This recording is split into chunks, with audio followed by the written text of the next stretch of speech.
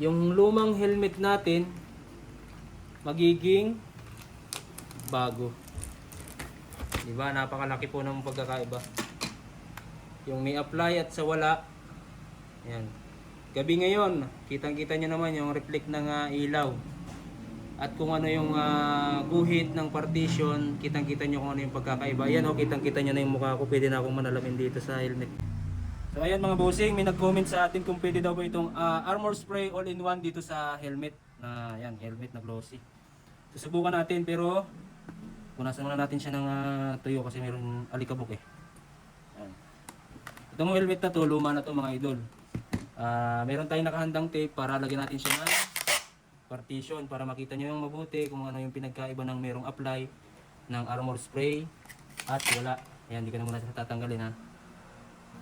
Ayan, ang gagawin nyo dito sa armor spray all-in-one na to mga idol, spray nyo lamang siya dito sa gusto nyo pakintabin. Ayan. Ayan. Tapos direct na siya, direct punas na siya, hindi nyo na siya kailangan na punasan ng sponge or ibap-bap. Bapping kumbaga. Pagkatapos, diba medyo pakiramdam nyo, tuyong-tuyo na yung napunasan nyo. Baliktarin nyo lang itong basahan, yung kabila naman, kasi malinis naman to kapag marireceive nyo mga idol.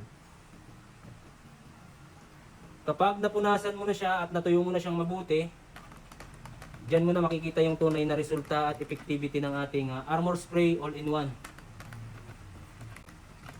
Yung lumang helmet natin magiging bago. Diba? Napakalaki po ng pagkakaiba. Yung may apply at sa wala. Ayan.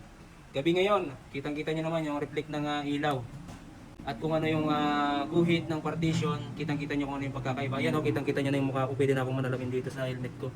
Pero dito sa part na to, diba, may mga parang butlig-butlig pa. Ayan. Tapos may nagtanong daw sa akin kung pwede daw ba siyang mabasa ng tubig. Hindi daw ba siya basta-basta nawawala. Ito, hali kayo, samahan nyo ako dito sa sa gripo. Natin ito masahan. Yan, kita nyo pa rin ba yung pagkakaiba mga idol? Ito yung before niya at ito yung after niya. So ayan, lalagyan natin siya ng tubig dito sa part na napunasan natin. Yan. Ayan, nabasahan na yung helmet ko. Pero bakit andyan pa din siya? Subalit lalagyan natin dito dun sa part na hindi natin nalagyan ng wax ng armor spray all-in-one. O kahit basahin ko na siya para makita nyo talagang tunay na pagkakaiba. Yan, ganyan naman kadalasan kapag nag-rides tayo, mababasa talaga ng buyan. Ayun. Pagkatapos niyang mabasa, ayan, kitang-kita nyo pa din yung pagkakaiba ng nalagyan at ng hindi. Ayan yung guhit, pakita mo yan. Ayan yung guhit. Kita ba? Dito. Medyo gabi na kasi kaya medyo madilim. Ayan, yan yung pagkakaiba. Ito natin lagyan. Dito, tutuyin ko ng towel ulit.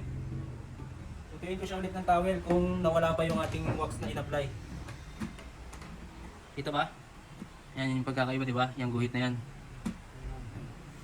Tutuyin natin siya ng towel kung mabubura nga ba ang ating armor spray. Kung mabubura nga ba siya. Oh. Di ba? Napakabilis lang yan tuyuin at bukod doon hindi siya nawala. Andyan pa rin siya. Ayan o, kintab pa rin o. Yan mga idol, kung meron kayong helmet na naluluma na, baka ito lang yung sagot dyan, yung ating armor spray all-in-one. I-click nyo lamang po yung yellow basket. Yun lamang po, maraming salamat and ride safe sa inyong lahat.